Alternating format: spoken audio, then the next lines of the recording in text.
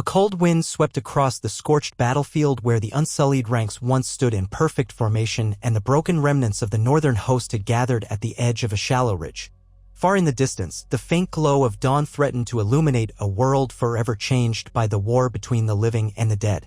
Daenerys Targaryen stood at the crest of the ridge, one hand curled tightly around the pommel of a short sword, the other braced at her hip as she peered out over the blackened fields. Her breath came in ragged bursts, clouding in the chill air.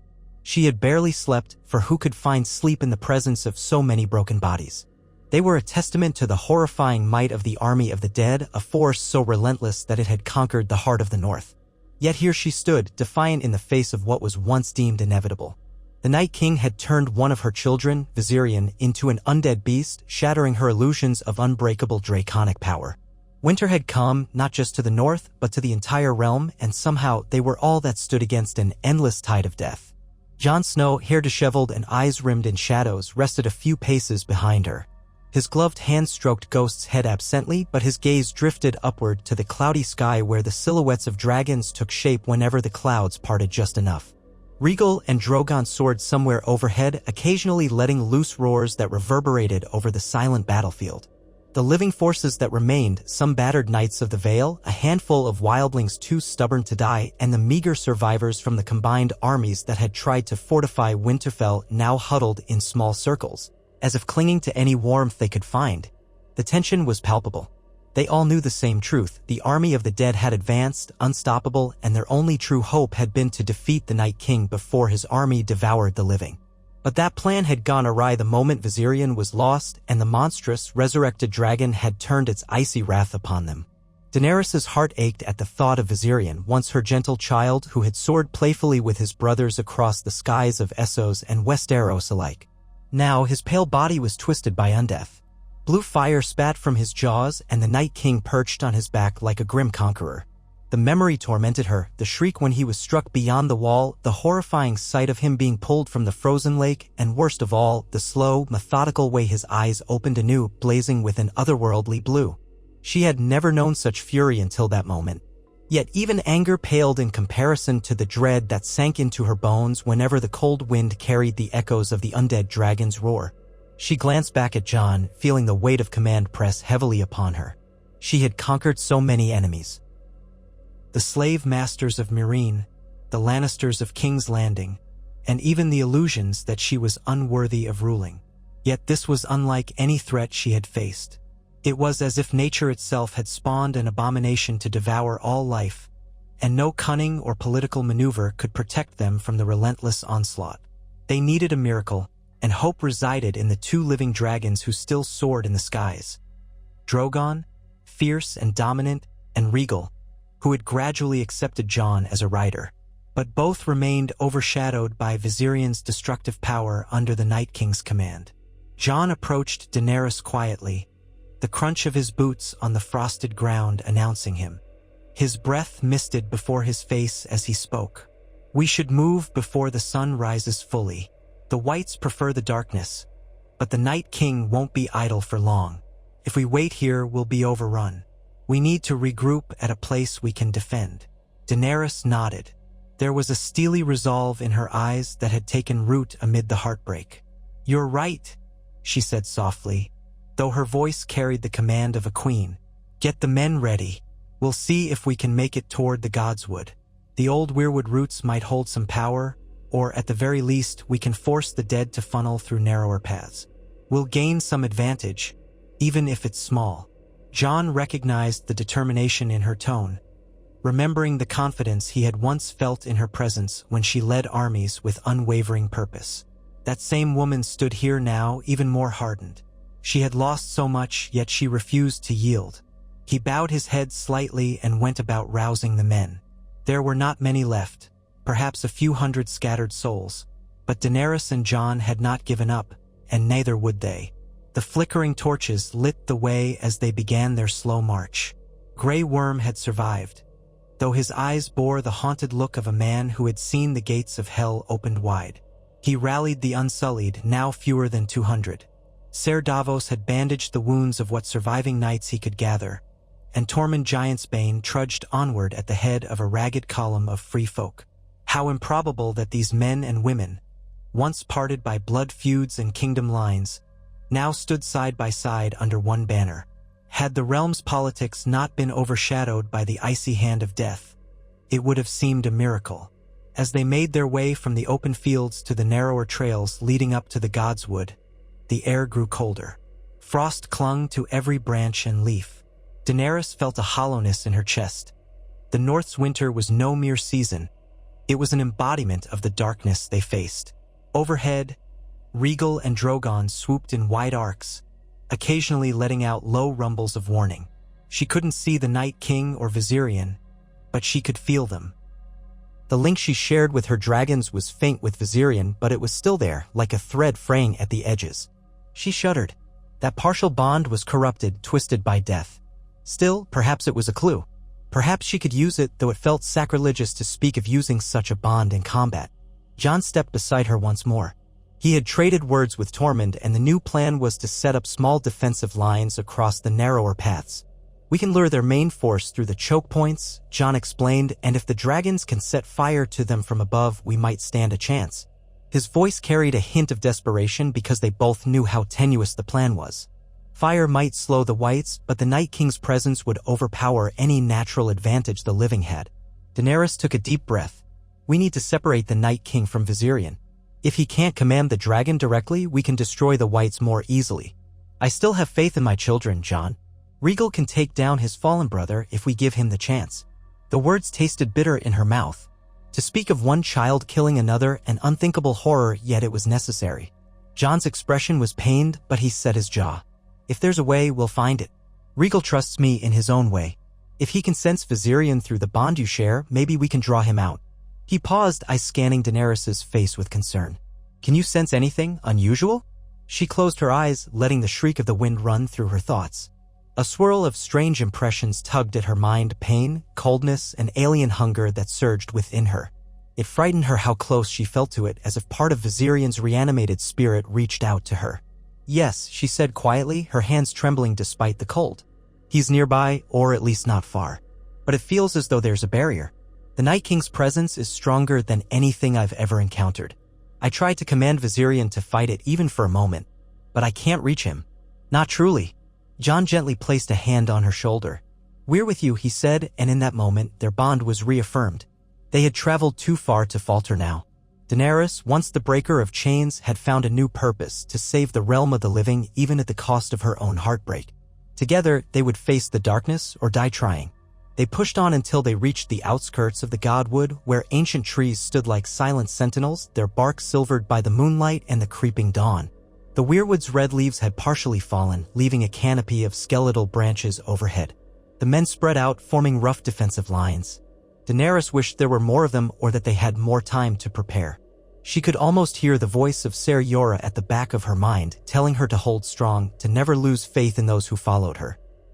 She still grieved his loss, but she carried him with her, a memory of loyalty and love that deserved nothing less than victory against this evil. Then the distant roar sounded, a haunting echo that made even the bravest among them stiffen in terror. The trees quivered, shedding a light dusting of frost like a shuddering exhalation. Somewhere beyond the wall of bare branches, Viserion lurked. The living forces turned collectively as though facing an invisible wave of fear. The air turned a deeper chill, and Daenerys could feel it prickle at the base of her spine. He was close. Grey Worm barked orders, rallying the Unsullied into formation. Tormund gripped the hilt of his sword, muttering something about a good death if that was all the gods would grant them. Jon stepped nearer to Daenerys, eyes scanning the pale horizon. Above them, Rhaegal and Drogon wheeled in slow circles, snarling in anticipation of the fight. A low groan of wind swept through the Godwood, but Daenerys knew it was more than just wind.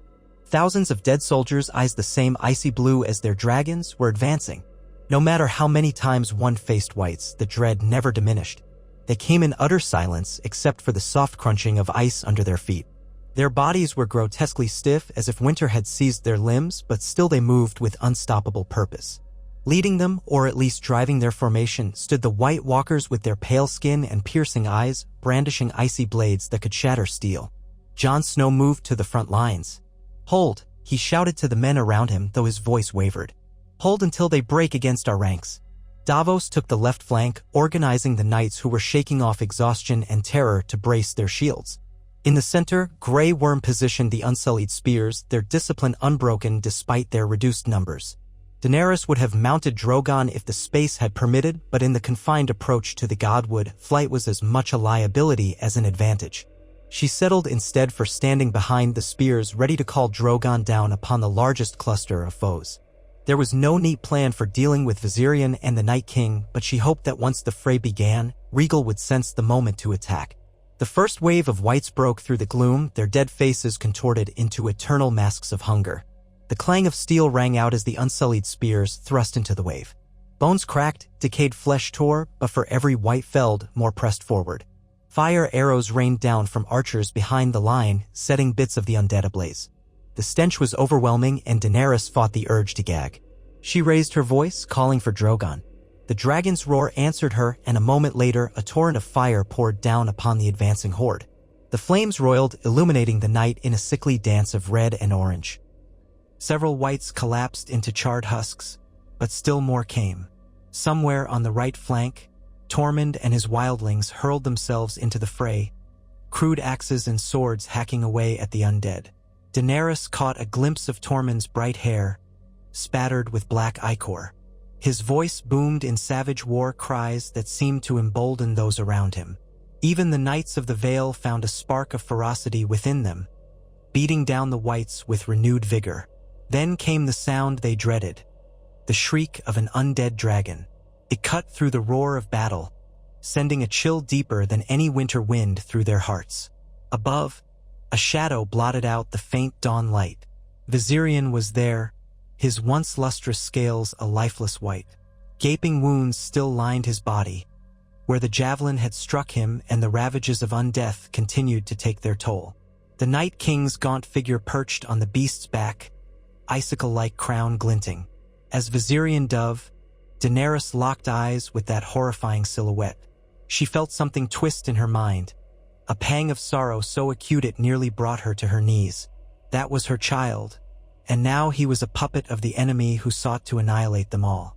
Viserion unleashed a stream of blue-tinged fire that froze and shattered the stones near the right flank, slicing through the defenders as though they were made of glass. Men screamed as limbs were torn asunder by the deadly cold, and entire sections of the line collapsed. Seeing this, Daenerys felt her rage flare. She shouted at Drogon to attack, and he responded, ascending rapidly with powerful strokes of his wings. The two dragons met in midair, claws raking at each other. Drogon's black scales shuddered under Viserion's assault, and an echoing shriek resounded through the battlefield. Below, the ranks of the living faltered as the undead swarm surged forward. Daenerys urged them on with cries of encouragement, but it was up to Jon now to hold them together on the ground. Daenerys' attention was torn skyward, every heartbeat drumming with the knowledge that her beloved Drogon was locked in a deadly contest with what had once been Viserion. At the edge of her sight, she saw Rhaegal circling, uncertain. Jon whistled, calling him. The green dragon swooped low, as though hesitant to strike his own brother.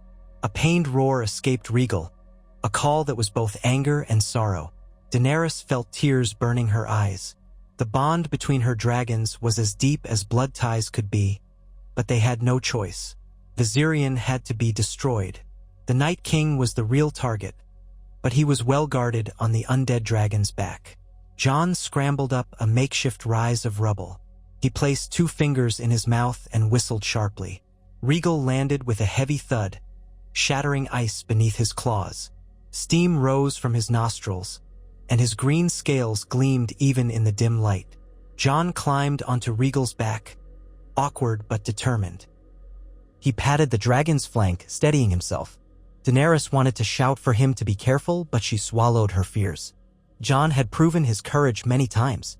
If there was any chance to bring Viserion down, it would come from a dragon rider in the air.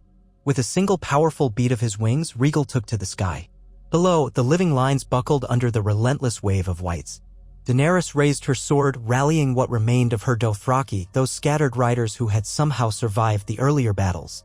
Their war cries thundered as they charged into the fray, aurochs flashing. Though exhausted and hopelessly outnumbered, they fought with savage fury, decapitating whites in frenzied arcs. Daenerys forced herself to keep moving, slashing at anything that broke through the Unsullied's discipline line. She was not merely a queen to be protected, she was the mother of dragons, and she would fight at the forefront if need be. Above, a dragon's roar tore through the sky. She saw Rhaegal diving toward Viserion and Drogon, who were locked in a violent whirlwind of snapping jaws and tearing claws. The Night King turned his frigid gaze toward the newcomer. Daenerys felt a spike of dread. He raised his spear, another creation of ice and dark magic, preparing to hurl it at Rhaegal the moment he came too close. Drogon, entangled with Viserion, thrashed violently, but Viserion's undead strength seemed fueled by a nefarious power, and the Night King's skill at controlling him appeared almost effortless. Blue fire crackled at Viserion's maw even as Drogon spat flame back. Jon maneuvered Rhaegal in a swift arc, trying to come in from behind so the Night King wouldn't spot him until it was too late. But the White Walkers perched on the ground watched the sky, lifting their own frosty javelins. One launched a spear that whistled through the air. Rhaegal twisted, the projectile just missing his flank by inches. Jon clung tighter, urging the dragon to climb higher. They soared above the swirling conflict, the bodies of whites and the living swirling in a deadly dance below. Each breath Jon took was harsh, cold, and full of the realization that one mistimed strike, one unlucky spear, could end them both. He grit his teeth. Fear would not serve him now. Only action could. He saw Drogon's dark shape pinned beneath Viserion's thrashing limbs. The undead dragon's jaws snapped at Drogon's exposed neck, and Daenerys' largest child roared in agony. Without hesitation, Jon dove. He guided Rhaegal straight for Viserion's flank, hoping to knock him free of the Night King's control or, at the very least, injure him. But the Night King saw the maneuver coming. With inhuman grace, he released himself from Viserion's back in a fluid motion, landing with unnerving lightness on the ridge of a fallen tower beneath them. The moment he was clear, Viserion twisted, spewing a jet of icy flame that grazed Rhaegal's left wing. Jon cried out as the dragon roared in pain and nearly lost altitude. Still, Rhaegal managed to slam into Viserion's side, sending the undead dragon reeling. On the ground, Daenerys seized the opening. She called Drogon with every ounce of telepathic bond she had left. Drogon, wounded but still fighting, channeled her fury, belching a torrent of fire at Viserion's exposed underbelly. For an instant, the world seemed suspended in flames. Viserion shrieked, writhing midair, pieces of his decayed flesh igniting. The flames were a furious orange and red, interlaced with the corrupted whiteness of his scaled hide. For a moment, Daenerys dared to hope that this was it, that the unstoppable might of the undead dragon had been broken. But then she saw the Night King leap from the tower with supernatural agility, landing back upon Viserion's shoulders. His cold aura surged like a gust of wind, and the blue flames at Viserion's throat flared. With a sickening crack, the undead dragon rallied, ignoring the pain, ignoring the tendrils of living flame, as though death had made him impervious to agony. The Night King lifted another spear, this one glowing with a dark enchantment. Jon desperately urged Rhaegal forward, ignoring the tears in the dragon's wing. They had to strike before the Night King released that spear. He angled Rhaegal in a steep dive. The wind howled, slicing at Jon's face. The tension coiled in his muscles as he prepared for a final, desperate attempt. Daenerys watched from below, heart pounding so violently she thought it might burst. Time seemed to slow. She realized in that instant that every heartbreak, every sacrifice might come to bear on this single clash between two dragons and a monstrous king. If Jon failed, if Rhaegal fell, then the tide of undead would wash over them all. There would be no more second chances. The Night King whipped around, his gaze locking onto Rhaegal. He hurled the spear, and Daenerys felt her blood run cold. It soared through the air, crackling with lethal power. Rhaegal veered, but not fast enough. The spear clipped the dragon's shoulder, and he roared in pain. Streaks of dark blood splattered the air. Yet Rhaegal kept going, fighting against gravity and agony. Jon leaned forward, shouting wordless encouragement. He had no illusions. The spear's blow had been partially softened by the angle of the dive. If it had struck full on, Rhaegal would be plummeting to his death. Still, the momentary stumble allowed Viserion to regain altitude. The undead dragon's eyes glowed fiercely, his jaws parting to unleash a fresh torrent of cold flame. Jon grit his teeth, guiding Rhaegal to the side, barely dodging the lethal breath. Sparks of freezing fire hissed across the sky, and the air around them seemed to crackle with malignant energy. Below, Daenerys' forces were locked in desperate melee. The lines were blurred between living and dead, scattered pockets of flame flickered among a sea of darkness. She could hear the screams and the unholy wailing of whites. Fear threatened to choke her, but she forced it back. Her eyes darted to Drogon, who was circling below, bellowing in frustration as the Night King eluded him.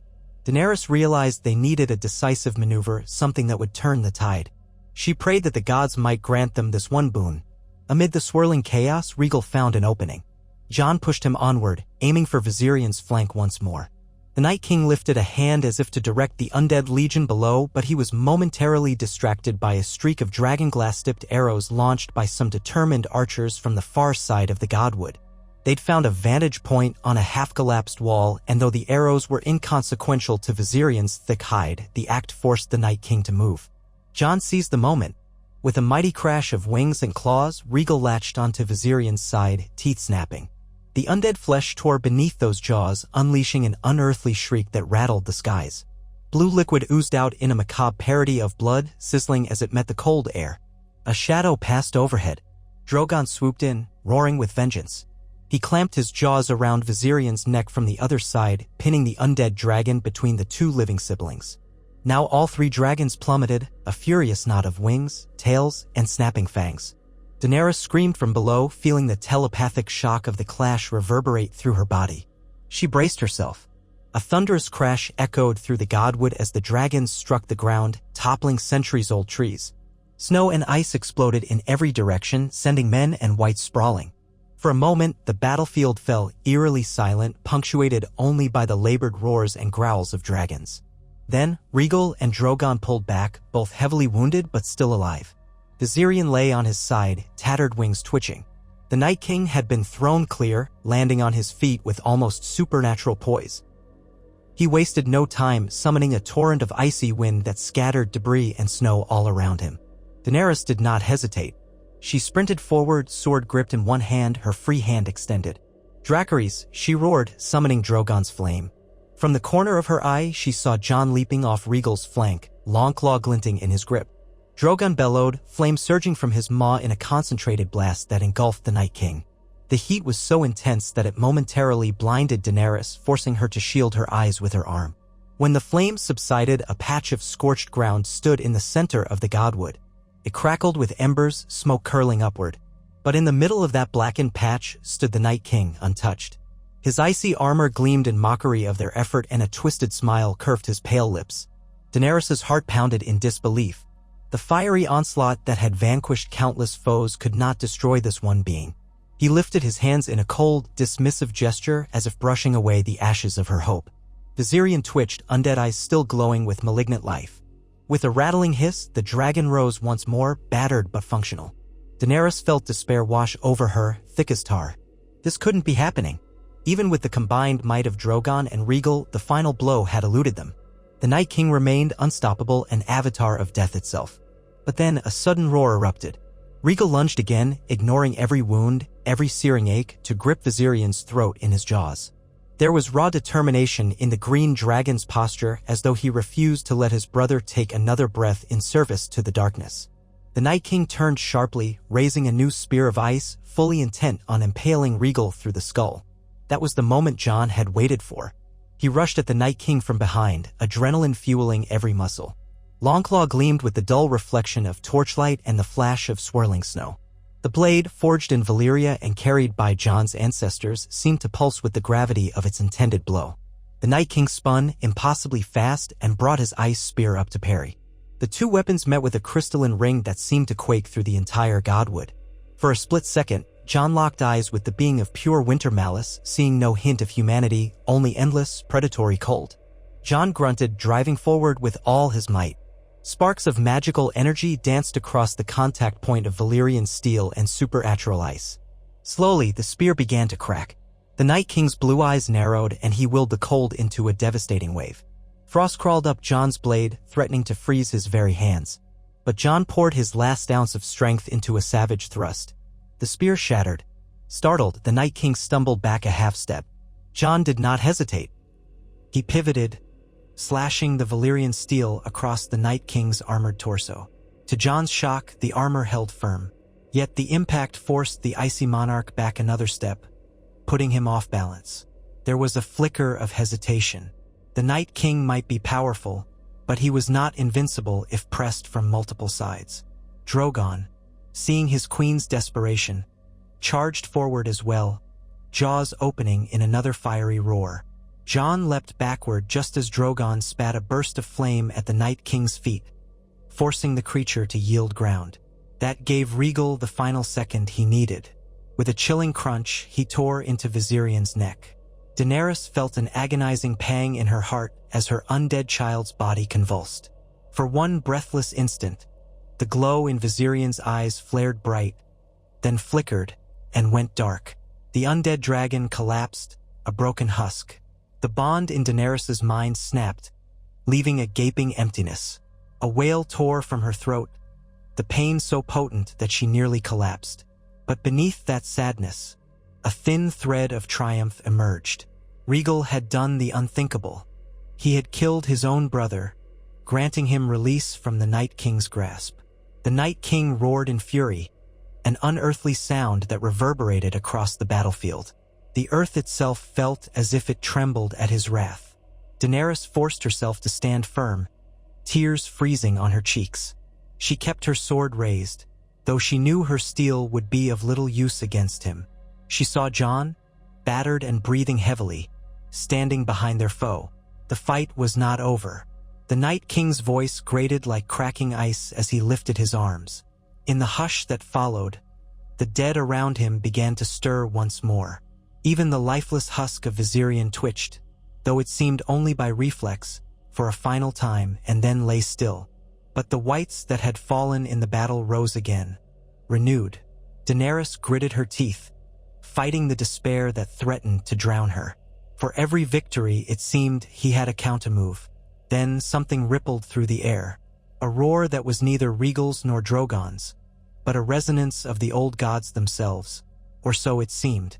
The weirwood in the center of the godswood shuddered, shedding the last of its crimson leaves in a flurry. For a heartbeat, Daenerys thought she saw the face carved into the trunk move, as though it wept for the realm. Magic was thick here, ancient and mysterious. Jon felt it too. She could see the wonder and alarm mingling on his face. The Night King paused, gaze flicking to the weirwood tree. His raised arms faltered and he snarled. This was no mere mortal he faced, but an ancient power older than he was, perhaps older than anything in the realm. The whites paused in their unnatural convulsions. Uncertain, Daenerys seized the chance. She raised her own voice, pouring all her grief and rage into a single command. Dracarys. Drogon and Rhaegal, though wounded, answered as one, unleashing dual torrents of flame. This time, the flames mingled, swirling into an inferno that burned brighter than any star in the northern sky. The Night King reflexively raised his arms, attempting to summon a protective frost. But something about the weirwood's magic, or perhaps the synergy of the dragon's combined breath, disrupted his spell.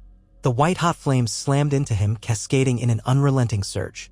An inhuman shriek tore from the Night King's throat. For the first time, Daenerys saw fear in his eyes. Jon rallied, charging forward before the Night King could recover. Valyrian steel glimmered with the reflection of living fire. He brought Longclaw down in a crushing overhead strike, aiming for the Night King's crown. Daenerys' heart almost stopped as she watched. There was a final, desperate parry from the Night King's fracturing icy blade, but Longclaw's ancient magic was stronger. The sword cleaved through the frozen weapon and buried itself in the Night King's torso. A sound like shattering glass exploded across the godwood. The pale figure stiffened, and for a moment he locked eyes with Jon, a question burning in those icy orbs. How could such a thing be? Then his body splintered, collapsing into 1,000 shards of frosted crystal. At once, a ripple spread through the undead army. The whites fell where they stood, their malevolent animation snuffed out like a candle in a gale. No longer guided by the Night King's will, they crumpled, lifeless corpses once more. Across the battlefield, the moans and clashing of arms faded into a silence so profound it felt like the entire world held its breath. The living stood in small clusters, battered and covered in blood, blinking in disbelief. Davos lowered his sword, breathing heavily, tears glistening in his eyes. Tormund's wild roar of victory pierced the silence, and soon the battered men and women joined him in a cacophony of relief and triumph. Daenerys stood motionless. Tears streaked her face, but a small, tremulous smile curved her lips. The Night King was gone, the army of the dead ended. The cost was unimaginable. Viserion lay still and cold, a testament to the price they had paid. But the realm of the living had prevailed. Slowly, Daenerys made her way to the place where the Night King had been vanquished. She saw the fragments of ice dissolving into the earth, leaving little trace of their once unstoppable foe. Jon knelt on the ground, Longclaw still in his hands, panting from exertion and trauma.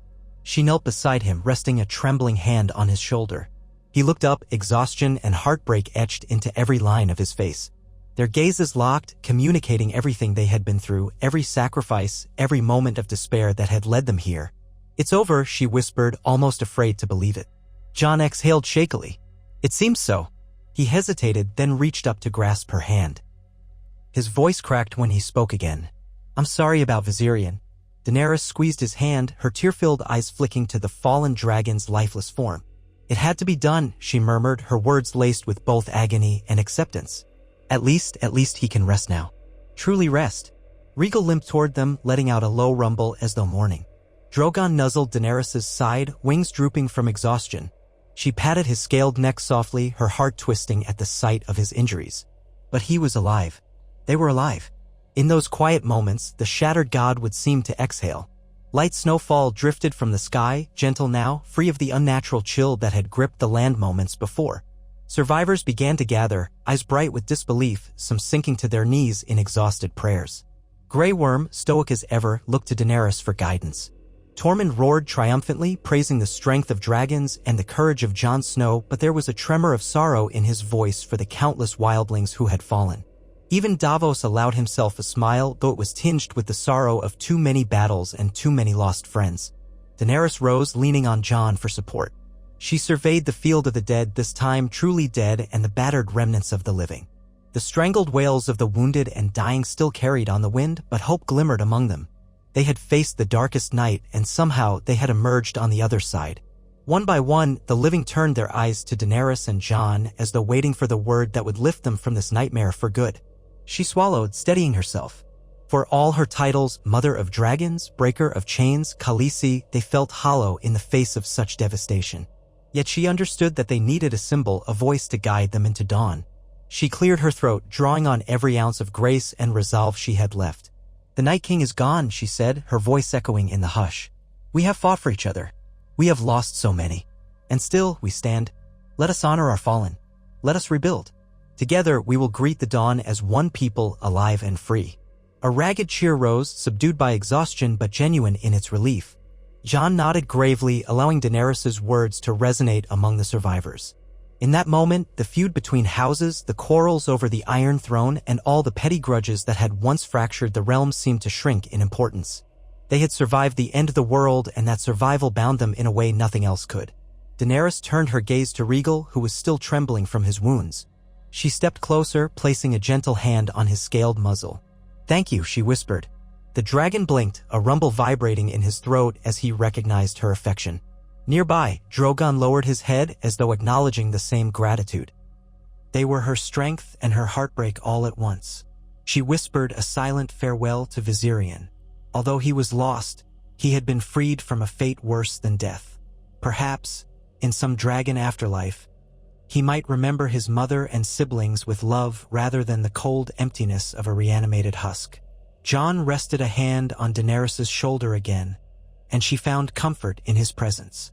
They had come so far, through oceans, deserts, bitter winter storms, and the fires of betrayal, to stand here now. The world was different, the future uncertain, but life had been given a second chance. And if anything could honor those who had perished, it would be to ensure that this new dawn would not squander the unity they had forged in blood and sacrifice.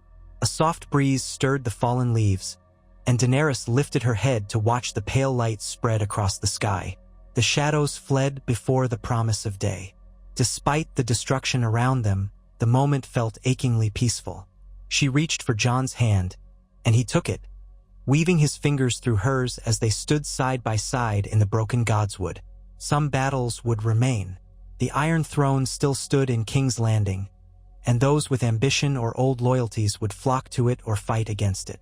But those concerns felt distant and almost trivial next to the cosmic struggle they had just endured. Let the lords squabble over crowns, Daenerys thought wearily. The living had faced extinction and emerged changed. The taste of true unity, hard won, forged in desperation. still lingered on her tongue. It was a precious gift, worth protecting. She took one last glance at Viserion's still form. A pang of grief threatened to consume her, but she forced herself to breathe. He had been her child, born in fire and magic, taken by the icy hand of death, then freed by the unwavering courage of his brother. She whispered goodbye, let her tears fall, and turned away. No victory came without cost, and this cost would linger in her heart until her last breath. Drogon's wings shuffled, and Rhaegal let out a pained hiss. Jon looked at Daenerys. We should tend to them and to our wounded. We'll need food, shelter, supplies. The lists of needs grew with each passing moment, but the dead would never again command Viserion or threaten the realm. Their efforts now would go into rebuilding, not endless war. Daenerys gave a faint nod. Yes, we'll tend to them, she agreed, pressing a trembling hand to her brow. Exhaustion weighed on her like an anvil. All she wanted was to lie down, to rest, to grieve. But a queen's duty did not end in a single victory. In many ways, this was only the beginning of a new chapter in her life, and the life of the realm. Jon gently squeezed her shoulder, seeming to sense her thoughts. We'll do it together, he said softly, eyes warm despite the sorrow that lingered there. We owe that much to those who didn't make it. She took solace in his words. Around them, men and women began the grim task of collecting the wounded, caring for the dying, and setting aside the remains of those beyond help. No songs of triumph rang out, it was too soon for celebrations. But there was a quiet strength in the survivors, a sense that they had accomplished something beyond mortal comprehension. They had slain the Night King, ended the long night, and driven away the specter of endless winter. Whatever strife lay ahead would be a different battle, one with rules they understood. As Daenerys and Jon moved through the shattered grove, they received nods of acknowledgement, occasional murmurs of thanks, or whispered prayers. A hush still hung over the battlefield, broken only by the moans of the injured and the stir of tired feet. A few Unsullied stood guard, eyes scanning for any stray threat. They seemed stunned that the whites no longer moved. Grey Worm approached them, helmet held at his side. My queen, we have begun organizing the survivors. He hesitated as if pained by what he had to say next. We have many losses. Much death. Daenerys reached out and clasped his hand. She didn't usually break the formality with the Unsullied, but Grey Worm had become more than just a soldier. He was family, a trusted friend. We will remember them, she said. We will honor them. She swallowed the rising lump in her throat. You fought well. I'm proud of you. Grey Worm's eyes shone with unshed grief, but he nodded, grateful for her acknowledgement. I serve you always. With that, he turned to help the others, leaving Daenerys with Jon once more. The cold air carried the scent of blood and burnt flesh, but beneath it was something cleaner, almost pure, the promise that winter's cruelest threat had been averted. Dawn was breaking in truth now, faint light painting the sky in hues of silver and pale orange. Daenerys tilted her head back, letting the morning breeze wash over her face. She felt worn to the bone, yet some small spark inside her refused to be extinguished. Jon gently guided her away from the worst of the wreckage, leading her to a place near the weirwood where the ground was relatively clear. Rhaegal followed them, limping slightly, while Drogon settled a few paces away, collapsed in weary respite. We'll rest here, at least for a while, Jon murmured, helping her to sit on a fallen trunk. She nodded, absently running her fingers over the pommel of her sword, as if trying to ground herself in the reality that she was still alive. Her eyes drifted to the carved face in the weirwood, which seemed to watch them with a silent, ancient gaze. A swirl of red leaves and snowflakes danced in the breeze. Perhaps the old gods truly had interceded, or perhaps it was sheer human will and the raw power of dragons that had carried them to victory. Daenerys couldn't say, and maybe it didn't matter. The realm was safe from the terror of the undead, at least for now. She exhaled slowly, then turned to Jon. We'll rebuild, won't we? She asked, her voice tremulous. Even after everything we've lost, we'll find a way to go on. Jon's gaze was full of a bittersweet optimism. He nodded. Yes, we will. We'll have to. The realm will need leadership. Someone to remind them what we accomplished here, to keep us from slipping back into our old ways. Daenerys closed her eyes, thinking of King's Landing, the Seven Kingdoms, the swirl of politics and lords who once refused to bend the knee. She had been so focused on claiming the throne that she never anticipated having to lead a realm scarred by death on such a massive scale. Yet maybe this was the moment she was truly called to rule, when the realm needed unity and healing more than any conquest. "I won't abandon them," she said, "no matter how difficult it is." Jon nodded. A faint, sad smile touched his lips. "We'll do it together," he repeated. "If the people of Westeros can see beyond old grudges, if they can see how we stood together to face the Night King, then perhaps we can have something better than before." Daenerys breathed in the frigid air, letting the truth of his words settle. Above, the sun finally crested the horizon, its light bathing the ruined godswood in a golden glow. The snow sparkled, reflecting hope rather than despair. Somewhere in the distance, a raven called, as though announcing the dawn of a new era. She looked again at Rhaegal, battered and panting but still alive, and her heart constricted with love and sorrow. He had done what she could not bring herself to do. He had taken Viserion's life, an act of mercy and necessity. Daenerys would carry that burden, but she would also carry the knowledge that her dragon's sacrifice meant the world was saved from annihilation. In time, the realm might craft songs about this day, about how the living overcame the dead, how the night was vanquished by dragons, and how a queen and a king of the north fought side by side. But no song would capture the full heartbreak and triumph of the moment. In the gentle warmth of the sunrise, Daenerys Targaryen leaned against Jon Snow and allowed herself a brief moment of peace. Together, they and their allies had ended the Undead army. They had lost a child, a brother, countless friends, and allies along the way, but they had also forged a bond that transcended bloodlines and kingdoms. The army of the dead was no more. Viserion's chains, both of life and undeath, were broken. And though her soul ached with the weight of her losses, Daenerys felt a spark of renewal glimmer inside her, kindled by the courage and unity she had witnessed. They would grieve, they would heal, and in the end, they would rise, as they always had, forging a future worthy of the sacrifices made.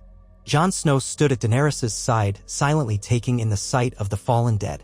With the Night King's defeat, the morning light had softened, illuminating broken trees and shattered timbers with a subdued glow. Grey Worm and the Unsullied continued their sweep through the godwood, ensuring that no stray wight remained hidden among the tangled roots and snowdrifts. Nearby, Tormund Giantsbane and the wildlings did the same, their footfalls crunching over frost-laden grass. It was a far cry from the pandemonium of the previous hours. A different kind of silence now held sway, the hush of finality after a battle that would shape the future of the realm. Daenerys found her gaze drifting back to what remained of Viserion. The dragon's body lay half-buried in snow, greenish-white scales dulled and lifeless. The ragged wound in his throat, delivered by Rhaegal's jaws, was a reminder that love had been forced to clash with necessity. Even from a distance, she could see that the once impressive wings had stiffened in the cold, splayed at unnatural angles. Her chest constricted again, but she pushed away the wave of sorrow. She knew there would be ample time to mourn. For now, there were the living to consider, the wounded to tend to, the countless tasks that followed a victory of such magnitude. Jon squeezed her hand gently, as if sensing her thoughts. She felt a small rush of gratitude for his silent companionship. Already she could see the exhaustion etched into his features, the bruises forming on his forearms, the slight tremble in his legs. He had fought tirelessly through the night, as had they all. And yet he was here, offering her what comfort he could. In his eyes was a reflection of her pain, grief for Viserion, for the men lost, and perhaps for the realization that this victory, as monumental as it was, did not answer every question or solve every conflict. It merely gave them the chance to face those questions and conflicts as living beings rather than as fodder for an endless army of the dead. They found shelter near the heart tree, whose crimson leaves had almost entirely fallen away during the tumult. The branches were still stirring in a faint breeze, as though not fully recovered from the brush with ancient sorcery. In the distance, the pillars of smoke and flame rising beyond the godwood told them that parts of Winterfell had been set ablaze at some point in the battle. The ramparts, the courtyards, and the scattered outbuildings, they would have to assess it all once they were sure no pockets of wights remained. Beneath the char and ruin, Winterfell's thick stone walls might have endured, but many of its defenders would not. The solemn hush among the survivors was thick with heartbreak. Daenerys watched as some of the Knights of the Vale rallied under Ser Davos's guidance, improvising stretchers and carrying off the wounded. Their expressions were hollow, shock evident in their distant eyes. A short distance away, Tormund clapped a weary wildling on the shoulder and barked words of encouragement, though even his usually booming voice lacked its familiar gusto. No one emerged from this victory without scars, visible or not. At length, Daenerys looked to Drogon and Rhaegal. The dragons remained near each other, forming a protective circle. Drogon's tail twitched periodically, revealing how tense he still was. Rhaegal hung his head low, panting, each breath a billow of steam in the cold air. Their hides glistened with cuts and burns and frost. And yet both survived. She stood and walked toward them, feeling the weight of fatigue in every step. Their golden eyes tracked her approach. Rhaegal's were clouded with pain.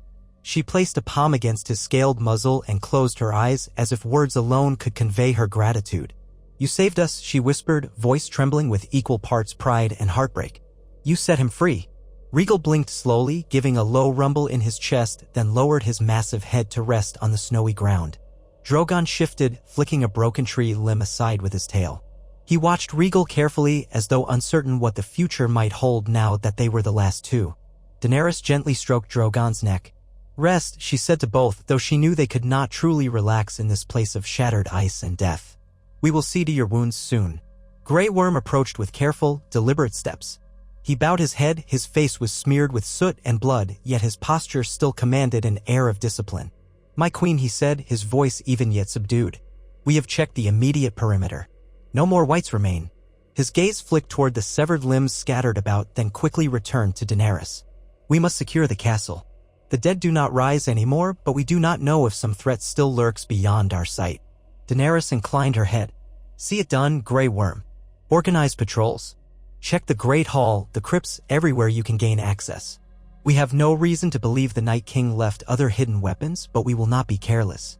She paused, lips tightening. "And bring the maesters who remain to tend to the wounded." Grey Worm bowed again and left to see to her orders. Nearby, Jon listened, his expression grave. "I'll help," he said, though his fatigue was plain. "Davos can coordinate what remains of the northern forces. Tormund will want to check on his people. If there are any pockets of wildlings unaccounted for." Daenerys nodded. "Go. I will stay here with the dragons for a while. Then I'll assist in whatever way is needed." Jon hesitated, as if reluctant to leave her side. But duty called. He gave a short nod, turned, and went to find Tormund. Ghost bounded after him, the direwolf's white fur matted with dirt and blood. Daenerys watched them go, a surge of gratitude welling in her chest for the steadfastness of these northerners and free folk who had joined her cause. Their alliance had been rocky at times, but now it felt like the only natural path that could have led them to survival. She exhaled slowly, turning her gaze to the remnants of the battlefield. Bodies littered the ground, some might yet be saved if the maesters reached them soon, but far too many were beyond help. She steadied herself, pressing a hand to her abdomen as if to hold in the swirling storm of emotion. She was their queen, she had to maintain composure even if her heart was breaking. The scale of the loss was staggering. She remembered her days in Essos, the conquests in Meereen, Astapor, and Ukai. She had won liberations, faced armies, and emerged triumphant.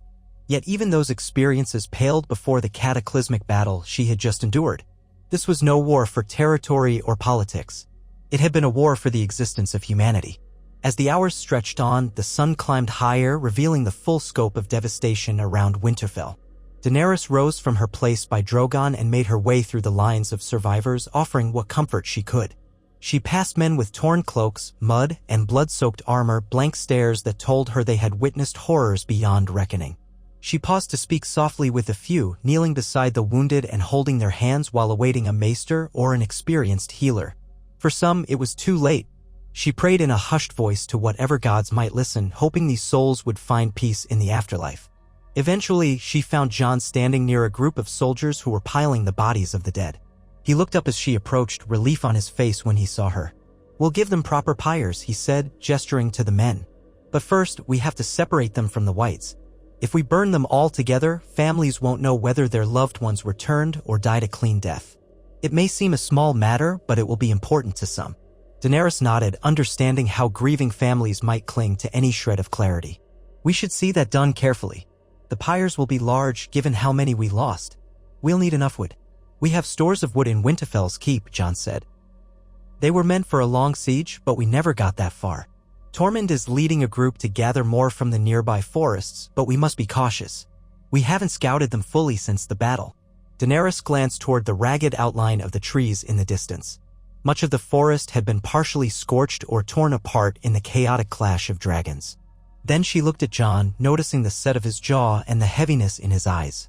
"Get some rest when you can," she said gently, placing a hand on his arm. "You and I both need it, and our people need us to be strong." Jon let out a breath, his posture sagging a little. "You're right. I'll rest once I finish organizing the search. I promise."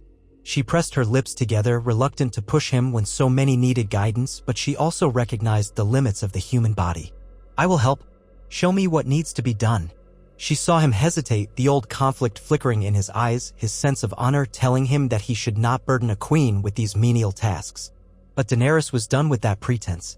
If she was to earn her place in Westeros, it would be side by side with those she hoped to lead. "I want to help," she repeated, softer this time. He nodded, a kind of resigned gratitude on his face. "Very well. We'll start with the clearing of bodies in the courtyard. Then we'll move on to the outer fields. Keep an eye out for any that show signs of returning to life, though the whites have all collapsed. We should be safe." Together, they walked to Winterfell's courtyard. The main gate and much of the outer wall had been heavily damaged by Viserion's icy flames, with blackened sections of stone glistening in the sunlight. Chunks of masonry littered the ground and a wide breach yawned near the east tower. Inside, piles of rubble stood where towers had partially collapsed. Everywhere Daenerys looked, she saw the marks of a furious, desperate battle. Arrows bristled from corpses and the ground was slippery with half-frozen blood. Soldiers bent over the fallen, occasionally murmuring a name or a prayer as they dragged the remains onto linen sheets. Grim-faced northerners directed carts filled with bodies toward a makeshift staging area by the broken walls. The reek of decay and burnt flesh hung over everything like a toxic fog. Daenerys swallowed her revulsion and moved to help. She wasn't too proud to kneel down and grip a dead man's shoulders or to close the eyes of a fallen woman whose face was contorted in terror. Some of the soldiers seemed taken aback by her presence, but she pressed on. She wore no crown at that moment and carried no scepter. She was simply a person among survivors with the same grief and the same determination to do right by those who had fought and died. Jon worked beside her, grim and silent. Occasionally, he would stop to direct a group of men or answer a question, but he always returned to the labor at hand. Time slipped by in a haze of exhaustion and sorrow. When the first cart was heaped with bodies, Daenerys nodded to the northerner handling the horse's reins. He led it away, presumably to where the pyres would be built. Daenerys rubbed her aching shoulders and noted the faint trembling in her fingers. She had fought all through the night, cast her dragon's fire upon thousands of whites, and now she was lifting corpses in the cold morning sun.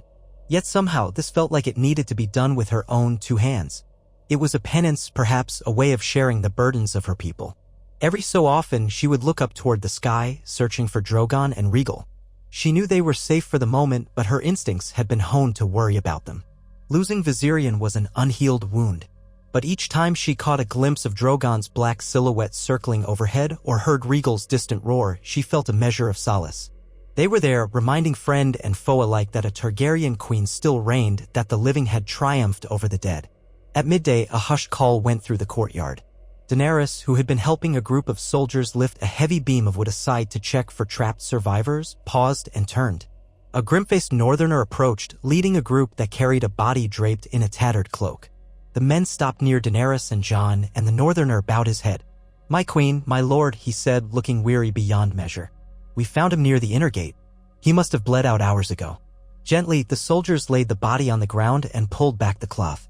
Underneath lay Theon Greyjoy, his eyes closed, his face pale as the snow. His body bore evidence of terrible wounds likely inflicted by the whites. A broken spear shaft protruded from his side. Blood had dried in dark patches across his chest. Daenerys felt a pang at the sight, but it was Jon who dropped to his knees, brow creasing with sadness. He placed a hand on Theon's chest as though searching for a last flicker of life. There was none. A grim acceptance seeped into Jon's voice as he murmured he died defending Winterfell. Daenerys knew there had been a fraught history between Theon and the Starks, but in the end, Theon had redeemed himself by standing against the Night King. She remembered the stories of his courage on the ramparts, holding back whites until there was no one left but him and Bran Stark in the Godwood. He must have fought until the final breath left him. "We'll build him a pyre among the honored dead," Jon said, looking to the soldiers. "He was Ironborn and Stark both. See to it that he is laid to rest in a way that respects what he became." The soldiers murmured their assent. One of them gently covered Theon's face again. Daenerys watched them carry the body away, her own thoughts heavy. She had once dismissed Theon as a traitor and a coward, but his actions in the last stand had proven that people could change when given the chance. Even in a world as cruel as theirs, redemption was possible. She reached out and squeezed Jon's shoulder. He rose slowly, eyes filled with complex sorrow. "He saved many lives, more than I'll ever know," Jon said quietly, then closed his eyes and released a shaky breath. "We owe him that respect." Daenerys nodded, glancing at the surrounding carnage. "And so many others," she whispered, her throat tight. "All of them heroes." They resumed their tasks with renewed determination, as though honoring the dead indeed was all they had to offer. When the sun neared its zenith, a group of cooks and servants began moving through the courtyard, distributing bowls of thin broth and hard bread. Daenerys accepted one gratefully, though she had no appetite. She forced herself to eat enough to stay upright. The warmth of the broth reminded her that she was human, not an unbreakable icon. She had to endure, for herself and for her people. Hours later, the pyres were arranged in a long, somber line on the field outside Winterfell's ruined gates. Hundreds of bodies lay stacked in rows, carefully arranged so that each fallen warrior was laid next to brothers and sisters in arms. Northerners lay beside unsullied Dothraki near Knights of the Vale, a mingling of peoples who, mere months before, might have been enemies. Now they shared the same final resting place, their stories woven together by this cataclysmic conflict. Daenerys stood at the forefront with Jon, Davos, Tormund, Grey Worm, and a handful of others who had led or fought valiantly in the battle. The air was painfully cold, but the sky was a startlingly clear blue, as though nature itself had finally settled. Snow covered the ground and clung to the edges of the pyres, but the torches carried by the living offered a stark contrast. For a time, no one spoke. The silence was a collective tribute, a vigil for those who had ensured the dawn would come. Daenerys felt the tremor in her own hand as she held a torch. She cast her eyes across the sea of still faces on the wooden stacks. She saw the twisted half-helm of a Dothraki warrior, the pale skin of a young girl in northern leathers, the charred remains of an unsullied soldier who had no name but had fought with unwavering discipline. She thought of every promise she had ever made to protect those who followed her. She had not been able to save them all. The ache in her chest threatened to buckle her knees. Jon stepped forward. He lifted his torch, his voice surprisingly clear despite the emotion that lined his features. "They were the shields that guarded the realms of men," he said, echoing the ancient vow of the Night's Watch and weaving it into the tribute. "They fought in darkness so we could see the sunrise. We will never forget them." Tormund raised his own torch, face hard-set. "They fought like free folk. Wild and fierce, till their last breath," he said, his tone subdued yet proud. Grey Worm, silent as always, inclined his head, and the small group of Unsullied behind him remained perfectly still, holding their own torches in a gesture of silent respect. Davos nodded, tears in his eyes, though he did not speak. The moment needed no lengthy speeches. Daenerys stepped up to the first pyre. She gently pressed the burning torch against the straw and tinder. At once, a spark took hold. She moved on to the next, then the next, until the flames began to ripple across the entire row. Others followed suit, lighting each pyre in unison. Within moments, the field was awash with glowing firelight, an inferno consuming the dead. A fresh wind kicked up, sending sparks swirling toward the sky. Wisps of smoke rose, followed by thick columns that towered over the walls of Winterfell. The heat forced Daenerys back a few steps. She shielded her face, eyes stinging from the acrid smell. There were so many bodies, so much wood, that the fires grew into a single roaring blaze. The flames crackled and danced, devouring the last remnants of the battle. The living gathered in clusters, some bowing their heads in prayer, others standing grim-faced with tears streaming down their cheeks. Daenerys thought she heard the distant roar of dragons overhead, a dirge in the language of fire and wind. Drogon and Rhaegal would sense the final farewell to so many who had fought beneath their wings. No one turned away quickly. They bore witness. Daenerys felt Jon's presence beside her, and when she glanced at him, she saw the reflection of the flames in his eyes. They stood shoulder to shoulder, the weight of leadership and loss pressing upon them both. The fire burned well into the night, and still the survivors did not leave, keeping vigil until the last embers began to die. Eventually, the cold became too biting to ignore, and Daenerys allowed herself to be guided back inside Winterfell. Smoke clung to her hair and clothing, trailing behind her in a ghostly shroud. She thought of the old nights in Meereen when she would watch the braziers flare on the pyramids and wonder if conquest was the greatest challenge she would face. Now she knew better. True leadership was found in these moments of unimaginable grief where no triumph could silence the lament for the departed. She was so tired that she could barely stand, yet her mind buzzed with 1,000 worries: supplies, shelter, how they would feed survivors who had lost everything, and what awaited them after the ashes settled. As if reading her thoughts, Jon spoke softly, guiding her down the dim corridors. "We'll meet in the Great Hall tomorrow morning. We'll discuss what comes next, how to rebuild. You should rest now." She nodded, letting her exhaustion show for a fleeting instant. "You need it too," she replied. "You've not stopped since the battle ended." "I will," he promised again, a tired smile on his lips. "After I check on a few more things." Daenerys wanted to argue, to insist he needed his rest as much as she did, but she also knew that arguing would only delay them both. She squeezed his hand in silent acknowledgement and continued down the hallway. Her feet carried her to what remained of the room she had been given in Winterfell. Some of the furnishings had been overturned by the tremors of the dragon battle, and icy air leaked through a crack in the wall. She found a fur-lined cloak folded on the bed, brushed off some dust, and pulled it around her shoulders. Then she sank onto the mattress, head spinning.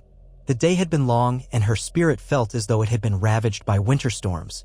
Memories danced behind her eyelids when she finally let them close: Viserion's gentle face when he was but a hatchling, the roar of the Night King's undead army, the moment Rhaegal tore into his brother's neck, freeing the creature from enslavement.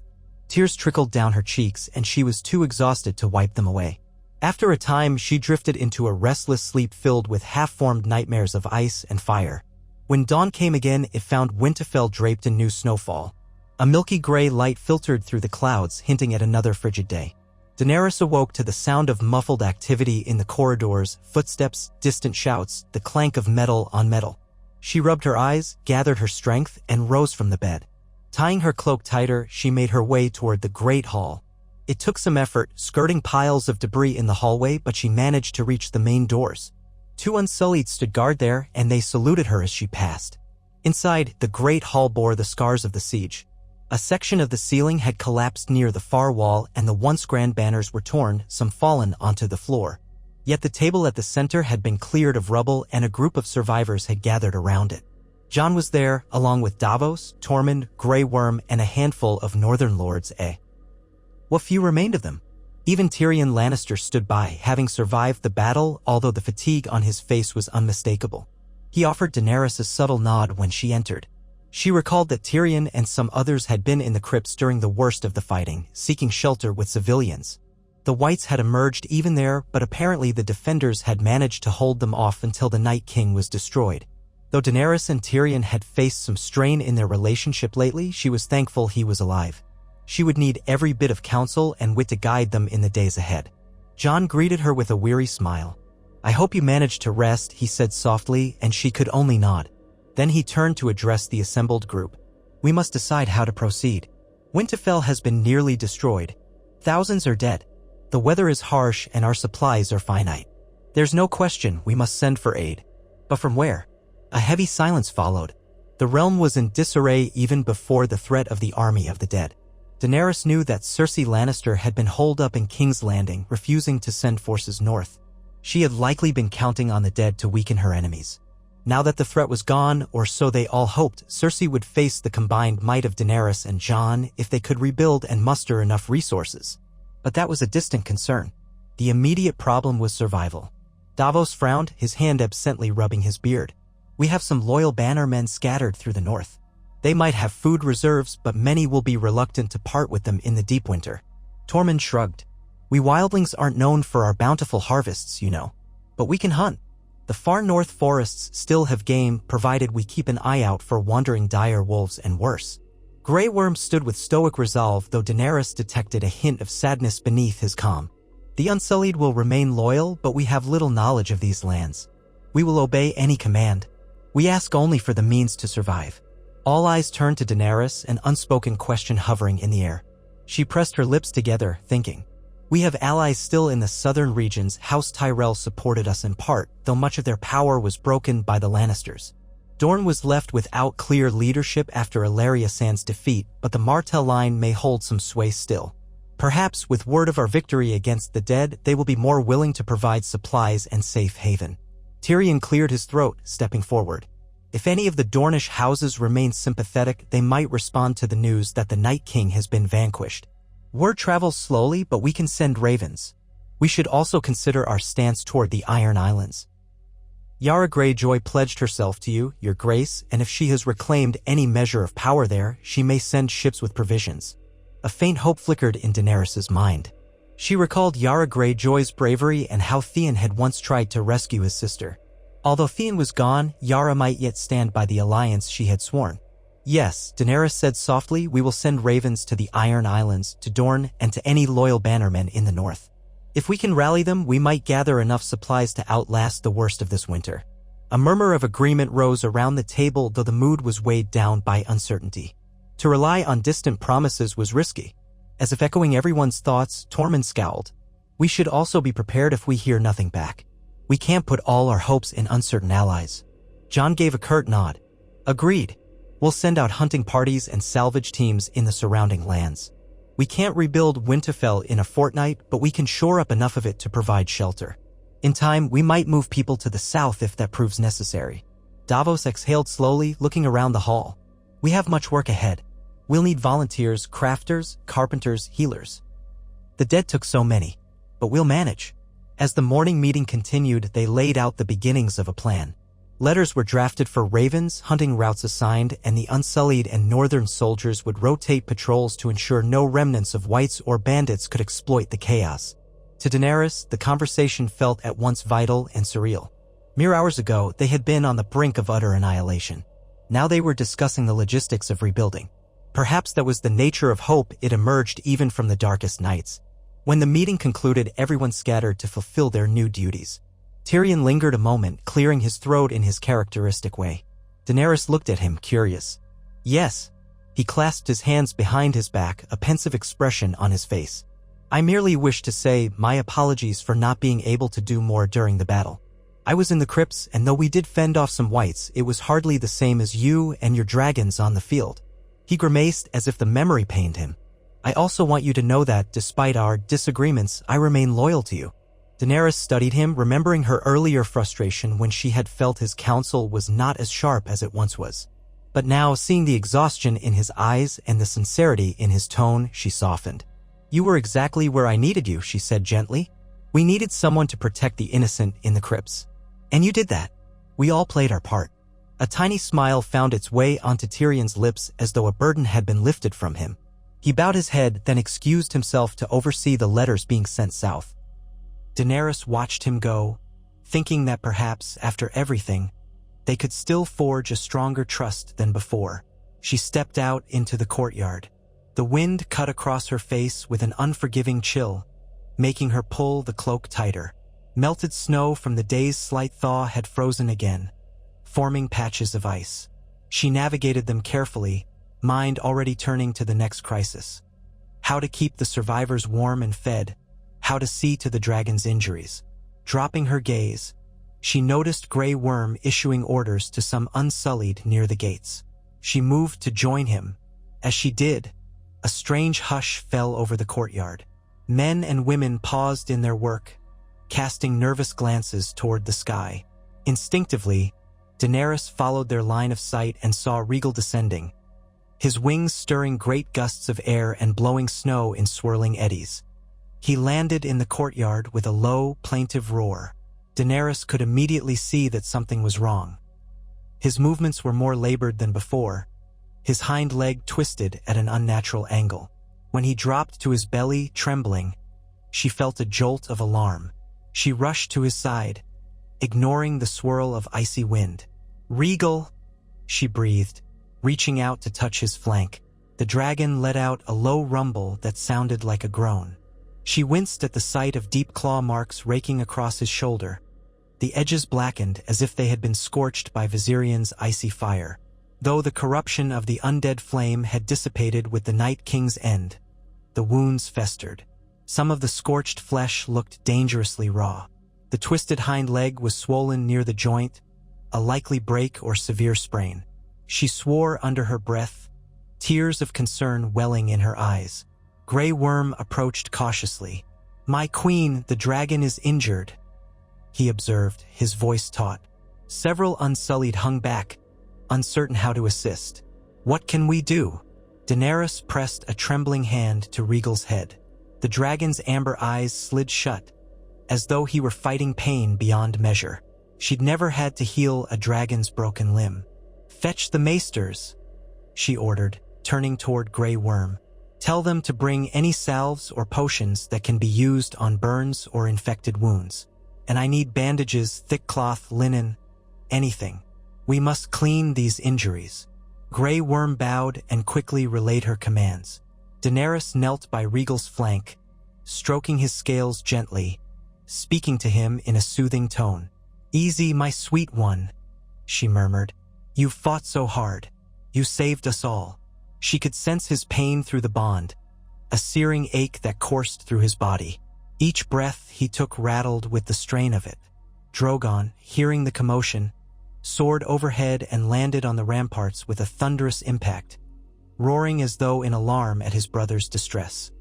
His own wings were battered, but not so severely that he couldn't still fly.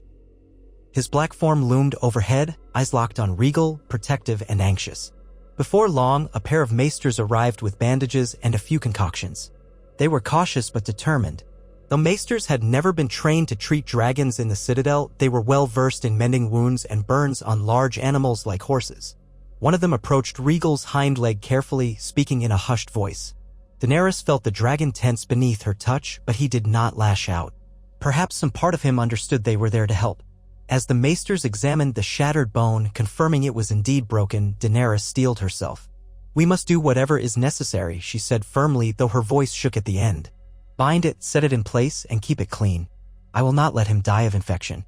The maesters exchanged grim glances, but they agreed. They began cleaning the scorched wounds, applying an herbal paste to ward off corruption.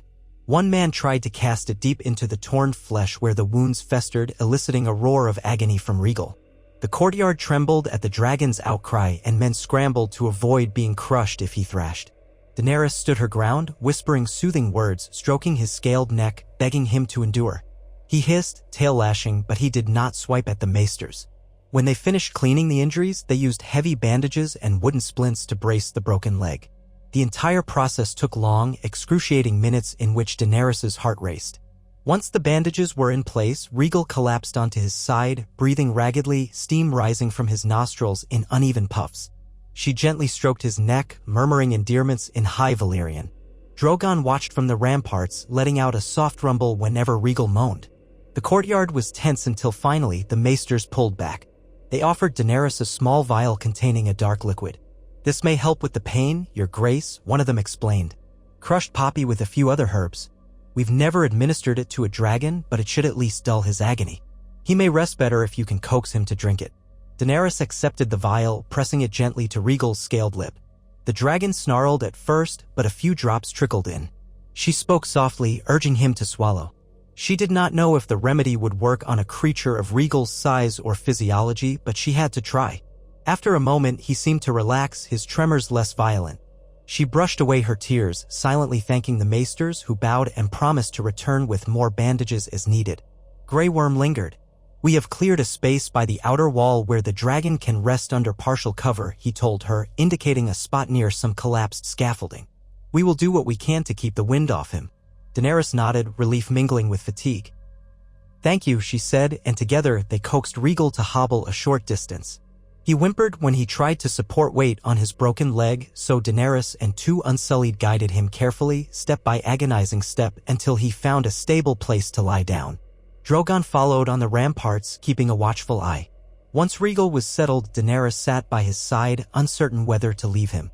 The night was cold, and although dragons could generate tremendous body heat, she did not want him to endure the elements in his injured state without her presence. Jon appeared around the corner of the courtyard, brow furrowed. He had heard the dragon's cries and come running. He approached quietly. "How is he?" Daenerys looked at him, her expression raw. "He's badly hurt. The maesters have done what they can. I'll stay with him. If the poppy helps, he might sleep."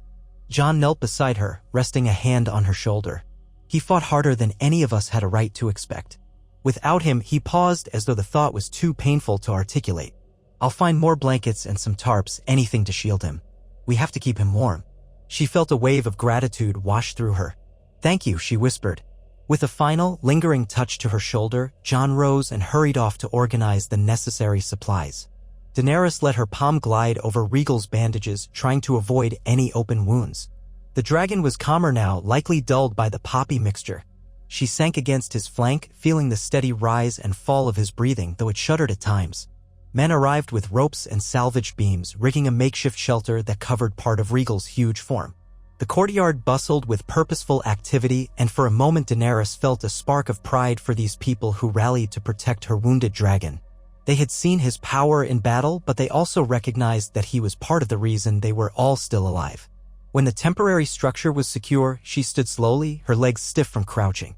Drogon glided down from the ramparts, landed beside Rhaegal, and curled his neck around his brothers as if attempting to share warmth. It was a delicate sigh.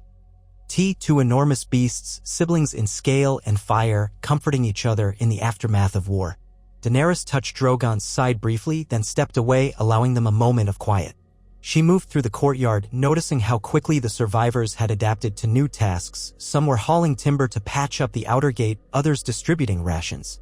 It gave her a flicker of hope. The living had proven adaptable, resilient. Even after such devastating losses, they were pushing forward. A part of her mind returned to the question of the Iron Throne, her original mission when she had sailed for Westeros. But that thought felt distant now, dwarfed by the immediate struggle for survival. She still believed in her right to the throne, in her ability to create a better world, but the taste of mortal peril had reshaped her priorities. She found Jon in the main yard, overseeing a group of men who were laying fresh stones along a collapsed walkway. He spotted her and came to meet her halfway, resting a hand on the hilt of his sword out of habit. "Rhaegal seems calmer," he observed. "He is," Daenerys replied. "Drogon is with him." Jon nodded, eyes sweeping over the battered castle walls. "We've stabilized the gates for now, though a determined assault could breach them easily. Still, I don't think we need to fear an assault anytime soon. Cersei might try to take advantage of our weakened state, but she'd have to march an army through a war-torn north in the middle of winter. That's no small feat." Daenerys' lips thinned. "Cersei might have more cunning than we give her credit for. She could send smaller bands of soldiers, or bribes, or even sabotage. We must remain vigilant." "I agree." Jon exhaled, rubbing the back of his neck. "But for the time being, she's far from here. Let's focus on restoring some semblance of order." He glanced at her, eyes softening. "How are you holding up?" She wanted to say she felt strong, capable, ready to lead. But that would have been a lie. Her heart still ached from Viserion's loss, and her body was near its limits. "I'm doing what must be done," she finally said, her voice quiet. "I can't allow myself to falter. Not now." Jon's gaze was understanding. He reached out and took her hand, giving it a reassuring squeeze. She felt a swell of emotion, a mixture of gratitude and something deeper that bound them together. They were partners now in a cause greater than any single throne. The days that followed were a blur of labor and grief.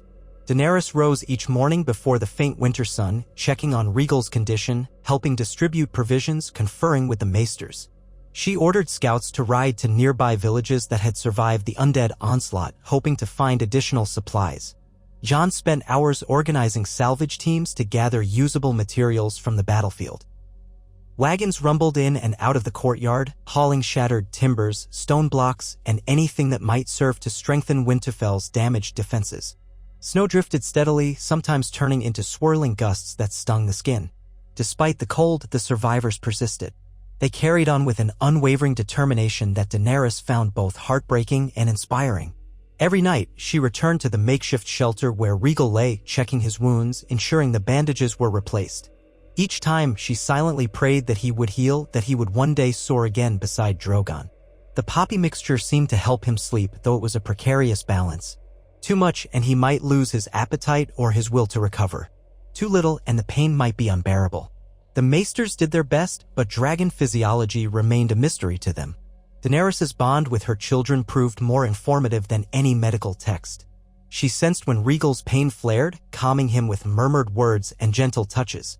She sensed, too, that Drogon shared in his brother's distress, growing restless whenever Rhaegal moaned. Often, Drogon would perch on a nearby collapsed tower, vigilant through the night. One evening, about a week after the battle, a small group of riders returned from a neighboring estate with wagons piled high with grain sacks. The news spread quickly through Winterfell. Lord Glover, who had once been hesitant to pledge his men, had lost many of his household to the undead but still possessed granaries untouched by the chaos.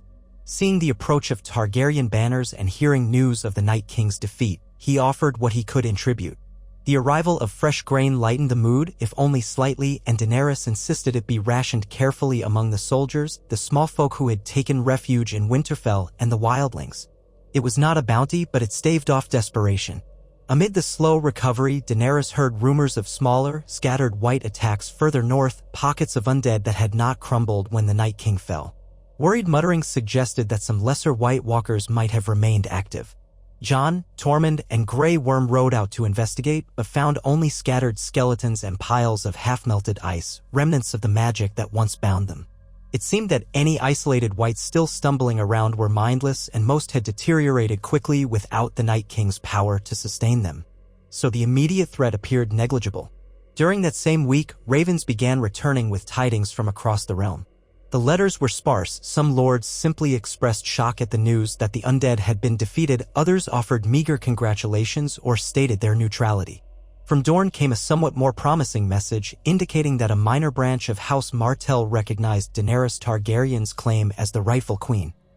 They hinted that they might be willing to send provisions north once the roads were passable again. Daenerys read the words with cautious relief. She had no illusions that Dorne's lords would rally en masse, but any measure of support could be vital. From the Iron Islands, another raven arrived bearing Yara Greyjoy's seal. She proclaimed she had secured her hold on the Iron Islands, driving out Euron's remaining loyalists. Her letter spoke of a desire to honor her pledge to Daenerys, though ships would be slow to sail north this late in the season. She promised to bring fresh fish, salted meats, and some supplies if Daenerys wished to station any forces on the islands. Again, Daenerys felt a swell of gratitude. The alliances she had forged had not crumbled altogether. In the midst of these developments, Daenerys found one quiet afternoon to pause by the weirwood tree.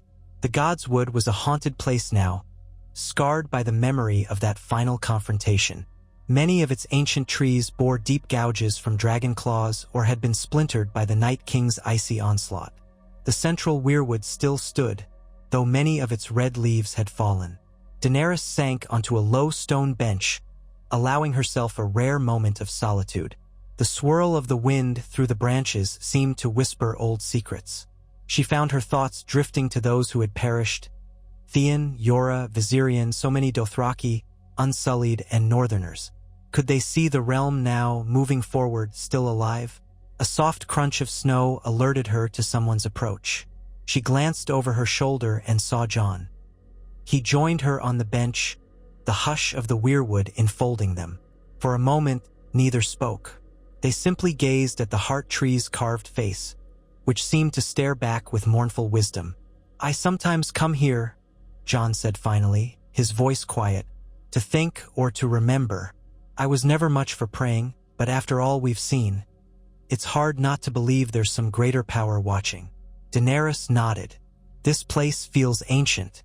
In Essos, the people often prayed to new gods, old gods, even gods of the sky and sand. But here, the old gods feel alive." He looked at her then, eyes searching her face. "How are you truly?" he asked. "Not just as a queen, but as a person." She hesitated, knowing that honesty could be both a balm and a burden. "I'm tired," she admitted. "I grieve. I worry for Rhaegal. I feel the weight of all those who died, even though I know we did what we had to do." He nodded slowly. "I feel it too. I've lost friends, family. Every time I close my eyes, I see their faces. Some nights, I dream of the battle, of whites coming at us in endless waves." He paused, then sighed. "But I also dream of the future, of what the North and the Seven Kingdoms could be if we stand together." She turned to him, recalling the first time she had truly understood the depth of his sense of duty. It had impressed her then, and it moved her now. They sat in silence for a few heartbeats, the swirl of wind stirring the red leaves at their feet. Then she took a breath. "When I first came to Westeros, I wanted to break the wheel, to free the people from tyranny and usher in a new age of peace. I never expected to face the end of all life. Now, the world feels changed. We have faced death itself. Doesn't it mean we can build something better?" Jon considered her words, eyes reflecting the hush of the Godwood. "I believe so.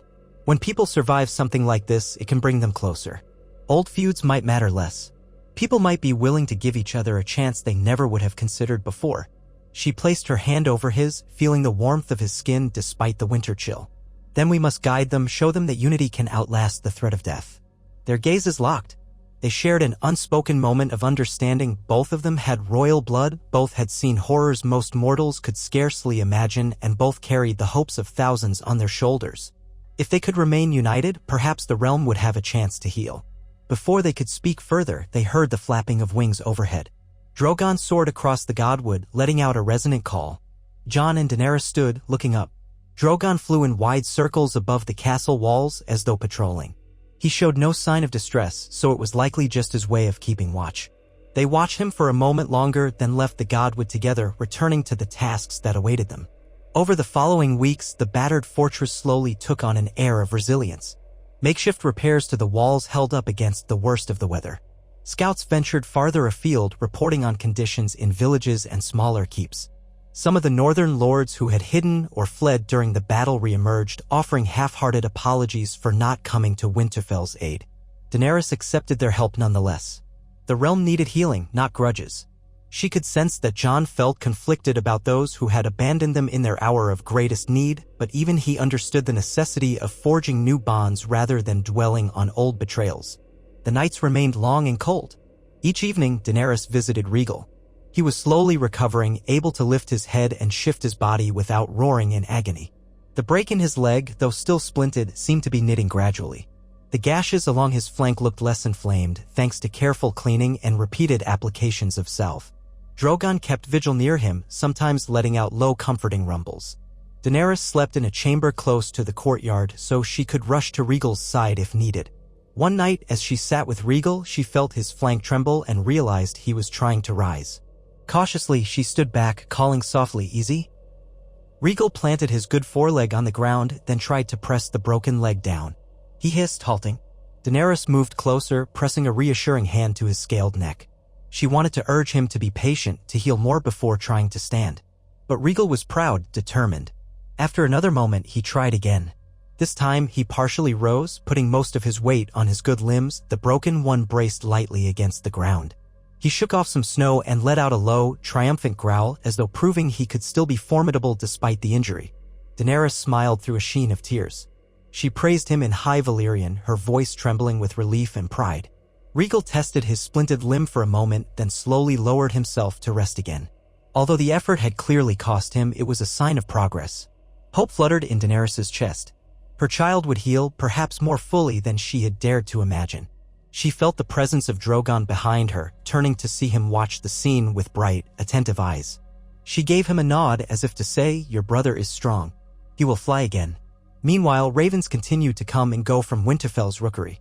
News arrived from the south that Cersei Lannister had consolidated her forces in King's Landing with the Golden Company at her disposal.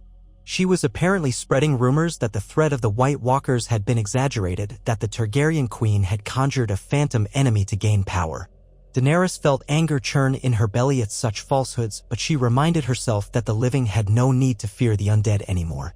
All that remained was the old Game of Thrones. A part of her longed to fly south on Drogon's back and burn those lies to the ground, but she held steady. Her people in the north needed stability, and she would not abandon them for a sudden march on King's Landing while winter storms still raged. To Daenerys' cautious delight, more northern lords trickled in, bringing a few supplies and men. Some came in person, wearing tired expressions and patched cloaks. Others sent trusted envoys.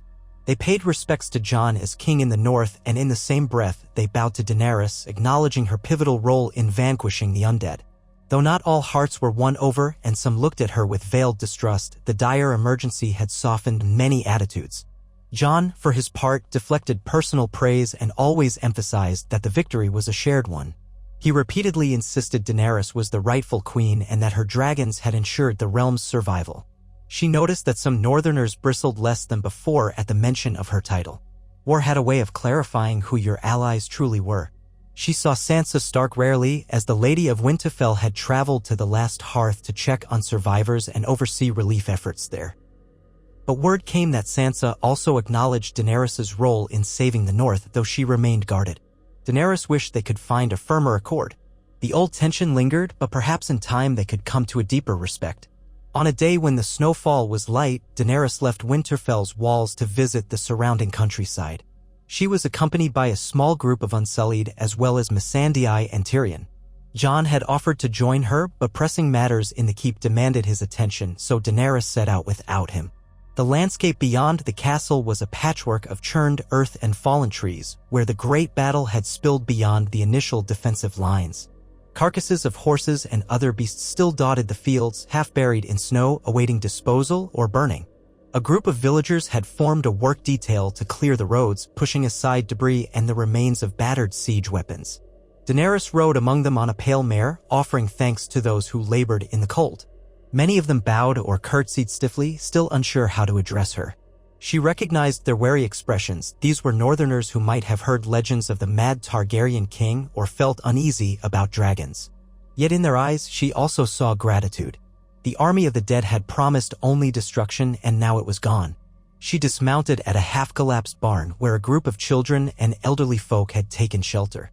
Missandei spoke gently to them, translating for an older woman who spoke in a heavy northern dialect. Daenerys crouched to greet a child who peered at her from behind a broken cart.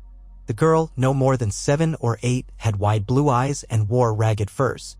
She stared at Daenerys with apprehension.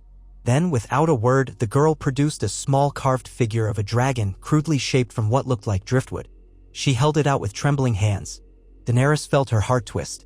Slowly, she took the carving from the girl's grasp. The child whispered something in a thick accent, glancing at Missandei for help. Missandei smiled softly and translated. She says, "Thank you for saving us, Dragon Queen." Emotion welled in Daenerys' chest. She managed a gentle smile, carefully returning the wooden dragon to the girl.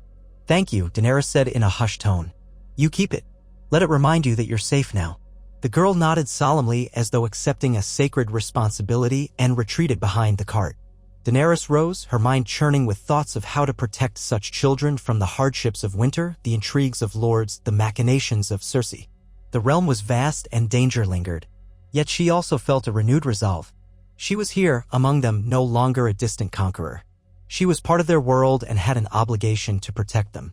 As the day wore on, Daenerys and her entourage made their way back toward Winterfell. The cold deepened, a stiff wind kicking up and blowing fine flakes into their faces. She pulled her cloak tighter, feeling the bite of winter settle into her bones. Tyrion rode at her side, shaking snow from his hood. "I'm reminded of why I've always preferred warmer climates," he muttered wryly.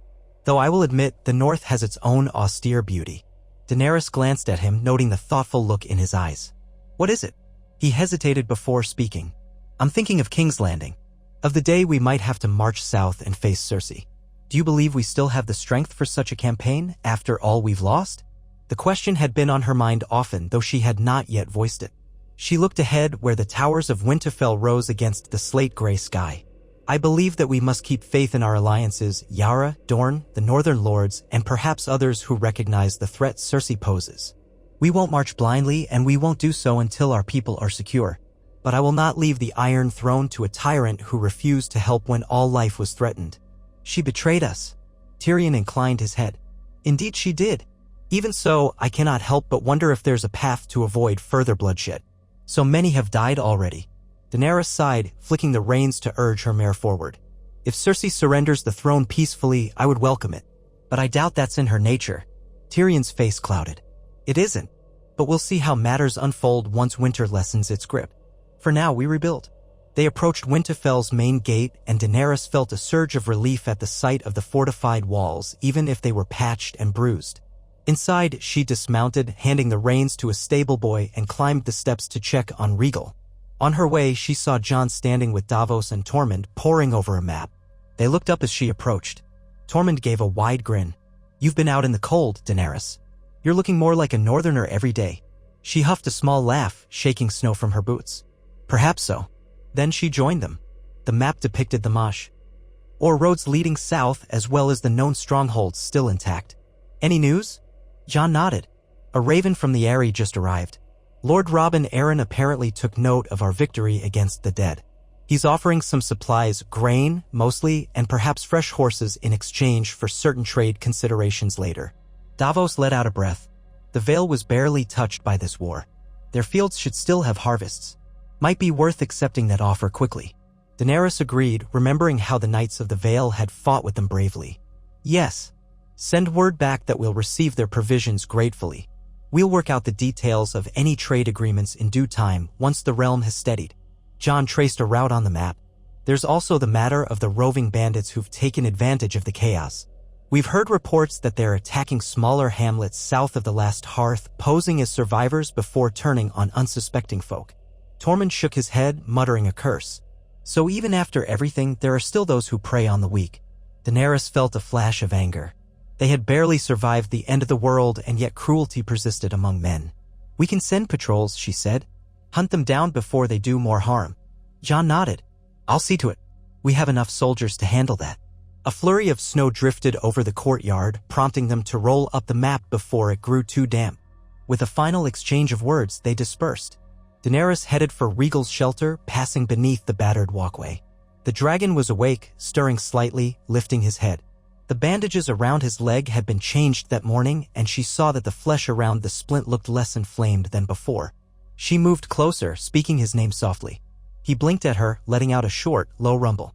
She could not help but smile. Slowly, she knelt beside him, reaching into a pouch on her belt. She withdrew a strip of dried meat, which the cooks had set aside, though it was a meager offering for a dragon. He sniffed at it, then accepted it gingerly. She chuckled under her breath. You'll be back to your old self soon, I hope. Then you can hunt proper game. She felt the hum of affection through their bond. Though the pain still lingered, it seemed manageable now, a sign that the worst might be behind them. Drogon was perched on the far side of the courtyard. As if sensing her presence, he let out a throaty chirp. She laughed softly. Yes, I'll bring you something too. She rose to fetch another piece of dried meat from a nearby crate. Grey Worm had arranged for a steady supply of whatever they could spare for the dragons, though huntsmen occasionally brought back half-frozen carcasses of deer and boars for them. These meager rations were no feast, but they kept the dragons alive until they could hunt properly. After feeding Drogon, Daenerys took a moment to simply stand between her two dragons, feeling their warmth against the chill of winter. She remembered the first time she had seen them hatch from the eggs in Drogo's funeral pyre. They had been tiny miracles then, little serpents with wings. Now they were towering beasts that had changed the fate of the world. She closed her eyes, letting the wind tug at her silver-gold hair. The sense of loss for Viserion flared again, but she focused on the gratitude that these two remained at her side. As the sun dipped toward the horizon, painting the sky in stripes of pale rose and gold, she made her way to the ramparts. Her gaze drifted over the sprawling wilderness beyond Winterfell, dotted with flickers of torchlight where men patrolled the roads. The realm lay open before her, wounded yet alive. The night was still cold, the future uncertain, but the promise of a new dawn lingered on the wind. She thought of the child in the ruined barn clutching that wooden dragon, of the vow she and Jon had made to build something better than what had existed before. The army of the dead was gone. The Night King was no more. The living had been spared, and now the true struggle began, forging a realm where such terror could never return and where tyranny did not simply replace the undead threat. It was a daunting task, but Daenerys Targaryen, mother of dragons, had never turned away from a challenge. In the weeks and months that followed, she and Jon governed side by side from the battered halls of Winterfell. Slowly, the realm took notice that they were not only survivors but also unifiers. Messages trickled in from across the Seven Kingdoms, some with guarded support, others with suspicion. Cersei's propaganda spread, but so did rumors of Daenerys' valor and the dragon's ferocious defense of humanity. The memory of the undead lingered in every corner of Westeros, reminding people that the old lines in the sand could be erased by larger threats. Allies emerged in unlikely places, and Daenerys welcomed them all as long as they pledged to maintain the fragile peace. The question of the Iron Throne loomed, but she and Jon both knew that forcing a war at this moment would only fracture a realm in mourning. They would wait until winter loosened its grip, until their allies were properly mustered. The day would come when Daenerys Targaryen would challenge Cersei Lannister for the throne she had usurped. And when that day arrived, it would be with the knowledge that she had already faced an enemy beyond mortal imagination and survived. Rhaegal's leg mended over the course of the winter. Though he would carry the scars of his injuries, his fire burned bright and his spirit was unbroken.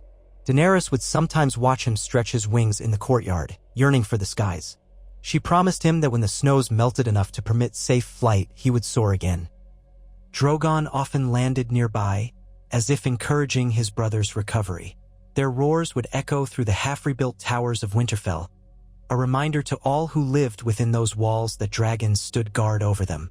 In truth, the entire North was standing on the precipice of transformation. People were finally able to breathe without fear of the dead marching upon them. They spoke of new alliances, whispered about a queen who rode dragons yet worked alongside the king in the North.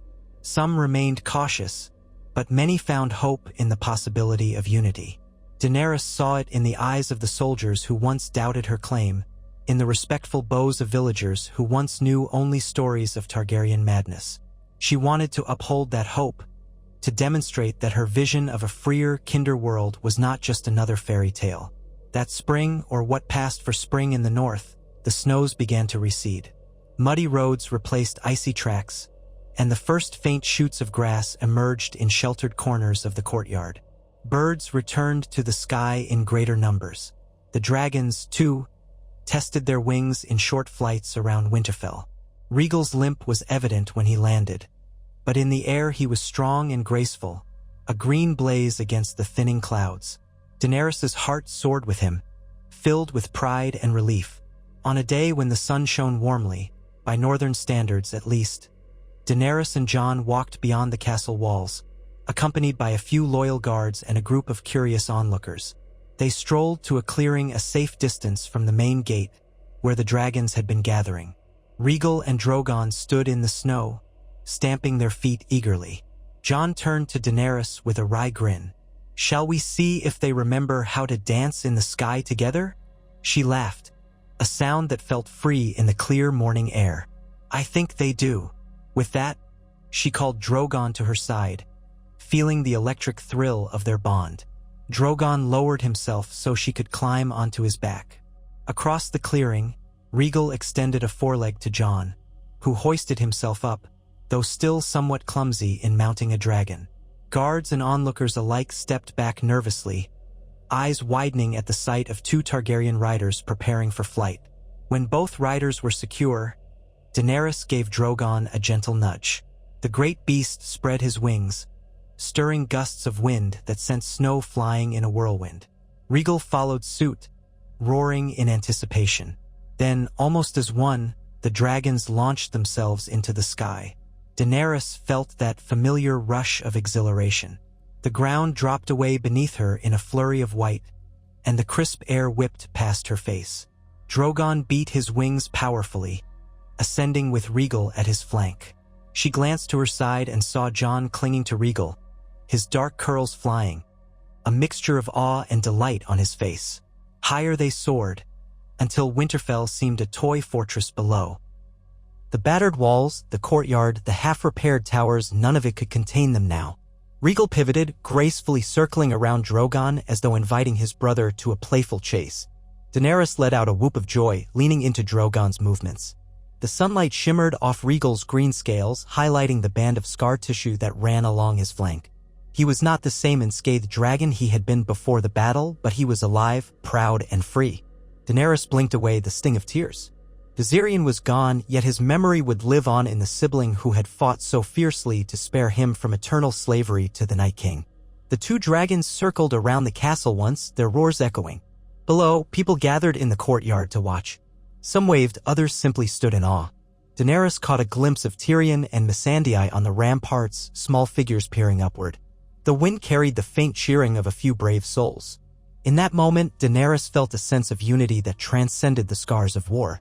They had faced the greatest darkness imaginable, and while the price was horrific, the light that followed was precious. She held on to that feeling, letting it warm her heart like the sun on her face. After circling one last time, Daenerys guided Drogon toward an open patch of ground, letting him land with a tremendous backbeat of his wings. Snow and dirt blew up in a swirling cloud. Jon and Rhaegal touched down nearby, and Jon slid off, nearly stumbling as he hit the ground. He regained his footing with a laugh, patting Rhaegal's neck. Daenerys dismounted more gracefully from Drogon, her breath coming quickly from the exhilaration. "That was incredible," Jon said, voice trembling with excitement. "He's nearly recovered." Daenerys nodded, meeting Rhaegal's gaze. The dragon blinked slowly, his breath steaming in the colder air at ground level.